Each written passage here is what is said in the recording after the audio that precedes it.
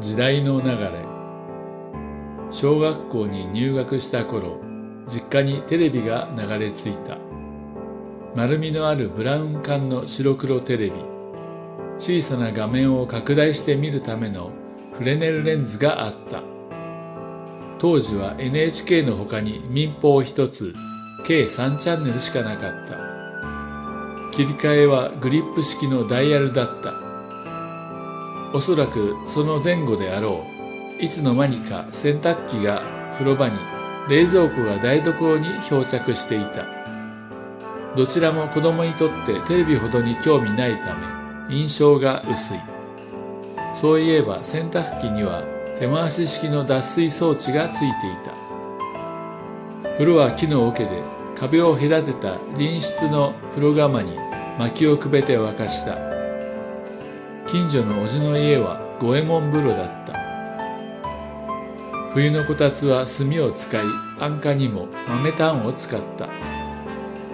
おじの家にはいろりがあり、その真上には吹き抜けの穴が開いていた。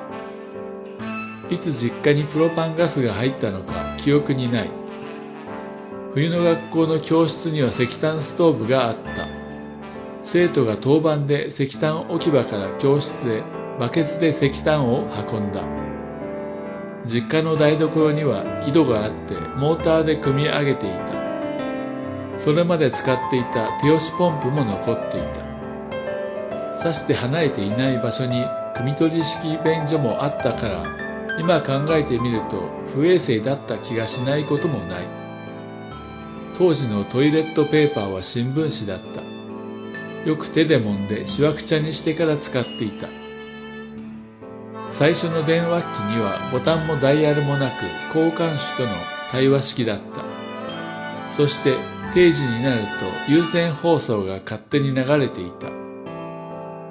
家が改築されたり新築されるたび、流れ去ったり流れ着いたり、時代の漂着物が次々と変わるのだった。オープンリールのテープレコーダーで自分の声を初めて聞いたときは、あまりに変な声なので内心がっかりしたものだ。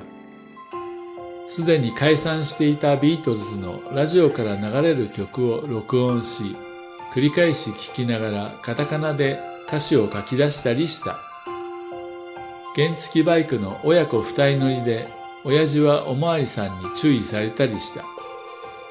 そのうち中学生の私がバイクの無免許運転で捕まってしまった。やがて親父が自家用車を手に入れた。知人から5000円で購入し、修理費が5万円だったそうな。高校2年の秋、親父は業務上のクレーン事故で亡くなった。高校時代、レコードを初めて買った。中古の歪んだレコードを買ったら、針がジャンプして困った。高校卒業と同時に田舎を出て上京。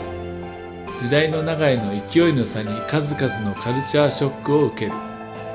いくつか路上で詐欺商法に引っかかったりした。苦いながらも今では懐かしい思い出。映画や出版物は次々と時代を反映し、ビデオデッキが出回り、街にはビデオのレンタルショップが登場。貸本屋も近所にあって毎週のように漫画を借りていた。ゲーム機は次々と登場するもついに買わずに現在に至る。携帯電話が登場し、今なお進化を続けているが、煩わしいので必要に迫られて一時的に関わっただけ。ワープロが発売され、すぐに壊れるので次々と買った。出始めの項の表示はたった2行だった。パソコンは上京したばかりの頃から触れてはいたものの、ウェブにつないで本格的に使うようになったのはここ10年ほど。現在自作のスライドショー動画をブログに投稿している。そのため外出時にはデジカメ必携だ。